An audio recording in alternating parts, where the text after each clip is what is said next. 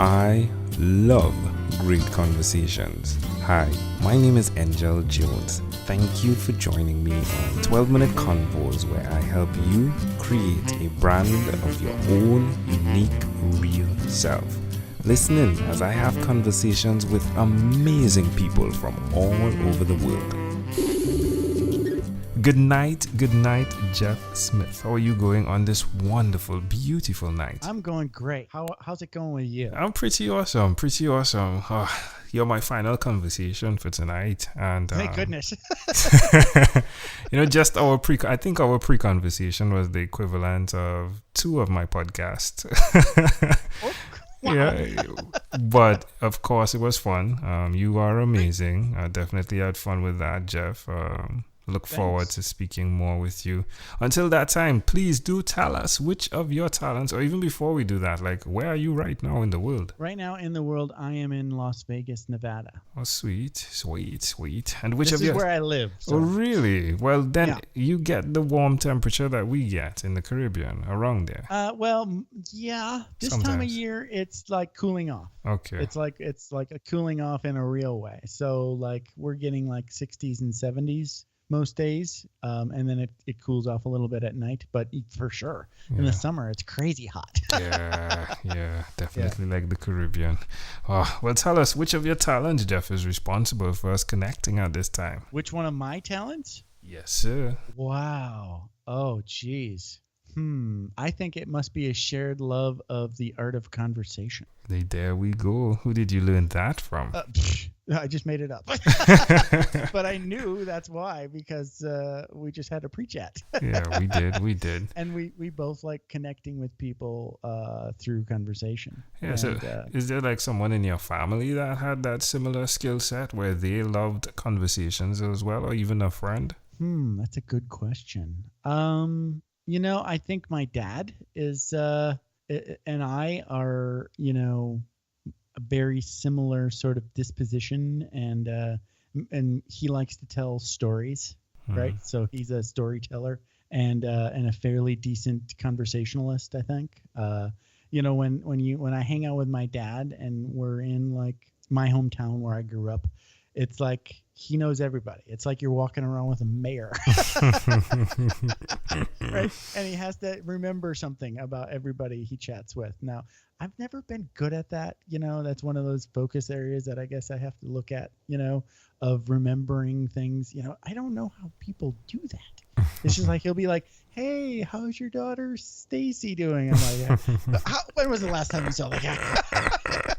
How do you know his daughter's name's Stacy? Some people are just good at that, right? Yeah. And I think he was good at conversation, so it probably rubbed off on me. Now you have been having conversations as well on your podcast. Tell us about that, please. Yeah, I think my podcast is called Vroom Vroom Veer. It's kind of a fun thing to say, but I had some branding guys help me come up with the concept of the show, and then the concept of the show sort of like flowed into the title of the show. So the concept is a vroom is when you're like focused and or sleepwalking, right, in life, and you're maybe not paying attention completely. And then a veer is something where you wake up, right, and you have to take a turn that you didn't predict on the road of life. So that's what we focus on my show, and we talk about anything, right? I mean, it's a very open show. It comes out to be a conversation sort of like for about 45 minutes to an hour about my guest's life, right? The highlights. Yeah, which is you fun. don't want to get into the weeds. Yeah. Oh yeah. And mostly those things where they learned lessons when they had to transition, right? So I think there's definitely a lot of growth can be found in those maybe darker times in life where you just have to dig deeper and look for new answers because something happened that you didn't expect and everything's different and you have to figure stuff out again, Yeah, it never stops, doesn't it? No. It does not. It never stops, yeah. It never stops. And it always makes a great conversation. Yeah, it does. It does make a great conversation. And understanding that it never stops. Like, why will you continue to repeat the skill of bringing those conversations to the forefront? Right. No way. No, no. I'm so glad that, see, these guys, I was kind of afraid because I had, this is a branding engagement, and I was like, when are we going to come up with my show? And then suddenly it was just like this guy, I can't remember exactly. Oh, I said something like, I was telling a story and I said, it's like midlife non-crisis, right? And they were like, that's it. How do you have a midlife non-crisis? And that, we never say that really. And that's sort of like, was the inspiration. And then once I said that, they were like, oh, that's great. That's what everybody wants to know about that, especially people my age, because we all do some sort of like serious thinking when we get to, something like 40s ish. Right. So that's where I'm in my life. So why not talk about where you are?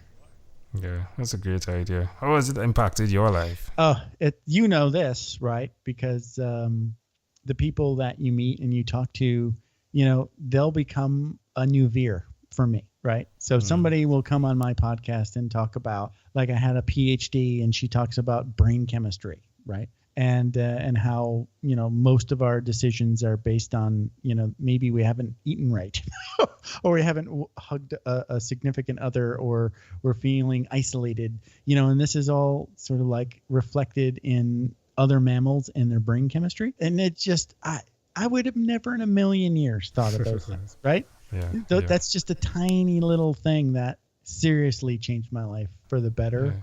Yeah. Ever since I had that conversation. Yeah, it created a Veer. And every show is like a Veer for me. And hopefully people are listening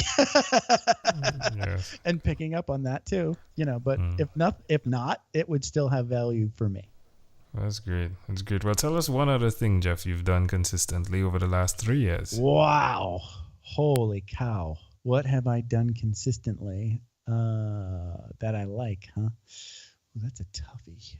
I've been trying to clean up my diet, but I don't know if I've done it consistently for 3 years. We could use that. Use that. Yeah. So, I don't know. It might have been 3 years ago. I've been trying to clean up my diet for a long time, but what I've landed on is, have you ever heard of the slow carb diet that Tim Ferriss? Yeah. So I think probably the thing that I've done consistently for 3 years is trying to get those 30 grams of carbs, 30 grams of protein in the morning. That was a game changer for me. I don't know if you tried it or not. I mean, I've done ketogenic. Yeah, you've done ketogenic too? See, I haven't tried. I'd like to try that. How does it make you feel? I've never tried ketogenic, but I just feel, how is it? So like satisfied maybe, or comfortable, or trying to put a description on the feeling, relaxed maybe. So as I'm cooking breakfast, I can have this state that I'm feeling, right? And it's a little bit like hungover almost. It's not like I'm actually hungover, but I'm feeling like, I'm missing my nutrition. And then I have my 4 hour my slow carb breakfast with eggs and some bacon and beans and some greens, and if I don't do that, I'll do the protein shake. But then after that, then I just kind of like settle back and go, now I'm ready for the day. My brain is ready to do something.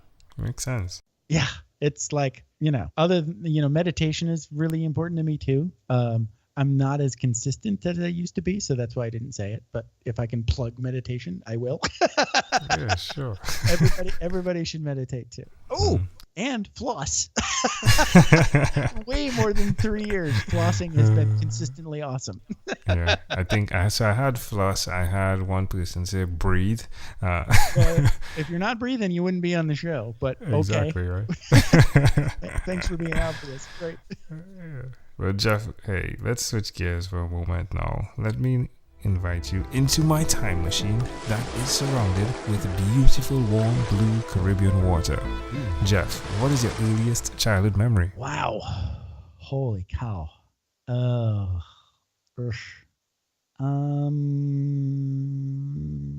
remember, I'm trying to think, because there's like, the one I usually reach out to was when I think it was 4. And I distinctly remember being very upset that the last neighborhood kid that I played with was going to start kindergarten, and I was not going to have a playmate. Wow, you remember that? I Wow. totally remember that. Now, there are little glimpses. I wouldn't necessarily call them full-blown on memories, but there's this time I remember like being in the living room and all three of us kids and maybe the parents were around, and we're all like being really loud and playing, and I don't know what was going on. And then I just all of a sudden stopped and went, wait. What was going on before this? Wow. And then I'd go back and go, well, I don't remember, and just get back into the thing. Now, I'm curious. Have you ever had any, like, it's not even a memory, it's vague like that? It's like I was playing, and then I was like, wait. What was going on before all this was going on? Yeah. It was like this echo or something, and it's like maybe that was a past life memory, or not even a memory, but just like this little wisp of something. I remember feeling that way. Yeah. I've seen that happen with my son, where he like today I actually saw it, where he ran out to do something with the car keys. Right, so he went to open the gate with the gate remote thing, right? And so my wife said, hey, go open the gate. And he ran out, he has the key in his hand, and comes back and says, what did you ask me to do again?